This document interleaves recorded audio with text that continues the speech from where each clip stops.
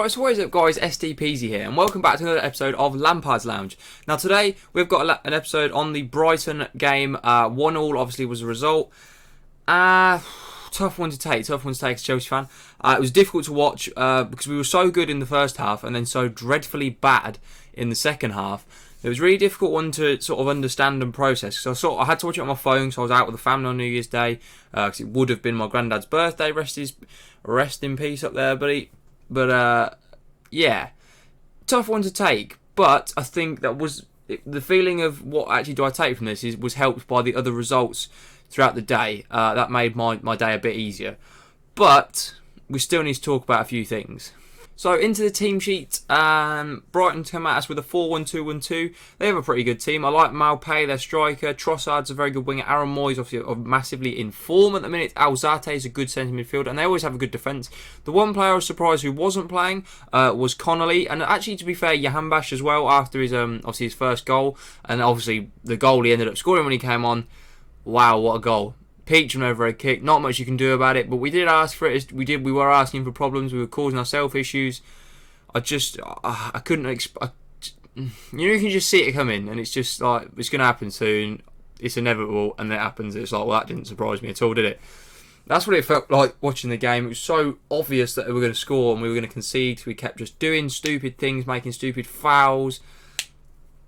It just wasn't good enough. Overall, though, I liked the Chelsea team. I was pretty happy with the majority of it. Ideally, I would still not see Azpilicueta at left back. I know he did score, and to be fair, he reacted well to a chance. Ideally, though, I still wouldn't see him in the starting 11. For me, I know that seems weird because obviously he scored a few goals recently, but for me, I still don't see him anywhere near that starting 11, in my opinion. He's simply not good enough. Obviously, Kovacic being rested was a bit of a surprise, but he has played a lot of games recently. And he obviously puts a lot into those games.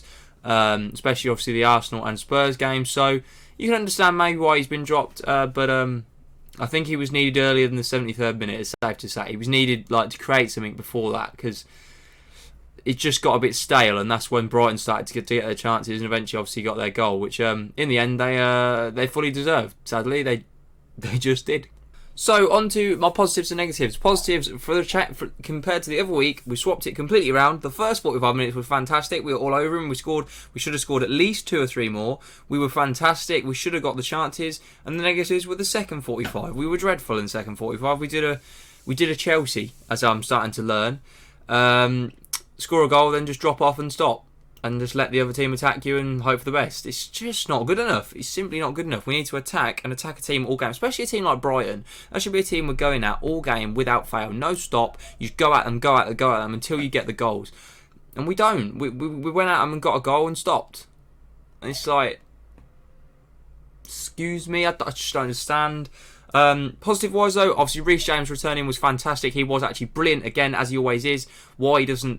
If he doesn't start from now on, just as a standard, I'll be very disappointed because he easily is our best fullback, and has to be in that team for me. It's as simple as that. I don't see a way you can't pick him anymore. So for me, he has to be there. If he's not, I'll be slightly worried. Spain's number 1, fantastic game. He kept us in it towards the end. Kepa pulled off some unreal saves, like 3 in the last sort of half an hour. That realistically, we lost the game without him. He was the best player for us by a mile. He was fantastic. Silences critics of recent times where he's not been great. He's been a bit poor. He's had his moments where he's made bad decisions that have cost us goals, or bad decisions that have put us in bad positions in games, and we've had to cover for him. But he really, really silenced his critics. He was fantastic. He really actually helped us to even a point in this game, because without him I don't think we would have got it. And like I said earlier, other results did make me feel a bit better. Obviously Spurs losing to Southampton, Man United losing to Arsenal, because literally Arsenal, it doesn't matter whether they win, they're somewhere in the bottom half of the table, nobody really cares about them, but obviously Spurs and Man United were starting to catch in on us and close up behind us. So now, even though it was a draw, that's better than nothing, because it's now a 5-point gap to United. So yeah, do you know what? We're okay in 4th, but the next few games will be important. I think we've actually got Spurs, Leicester, Man United, and I want to say like Liverpool or City in the next 6 games. So yeah, big time for Chelsea. Do we want top 4 or not? It's going to be decisive. And my biggest negative is Chelsea, like I've said before, is Chelsea being capable of closing out a game. We go 1-0 up, we dominate the game, we take the piss out of the opposition, stop playing football and concede a stupid goal. Like, yes, to be fair, Brighton scored a fantastic goal. Obviously, the overhead kick was unreal, but they could have scored others that would have been silly, that would have been created through Chelsea mistakes or just carelessness or just little things that didn't need to happen. We do it every week and we ask for problems, we cause ourselves issues. It's just unnecessary. It needs to be stopped because really it's getting on my nerves. We just can't close out a result unless we play a good team. If we play a team that's below the top 6, we just can't close out results apparently. I don't understand why. It's so beyond me. It's something that Lampard definitely needs to work on. So overall, although a 1-1 draw is a shockingly bad result really against Brighton, it turned out to not be as dreadful as it first looked, with obviously the other results going our way, and we've managed to keep we've now got a 5-point gap down to Man United 5th. So could have been worse. Obviously could have been a lot better, but certainly could have been worse. I'll take it. I'm not happy with it, but I'll take it considering of how other things went. But if you have enjoyed or you do support Chelsea, do enjoy these videos, thank you very much for watching. Please drop a like on it. If you have enjoyed, subscribe if you are new around here.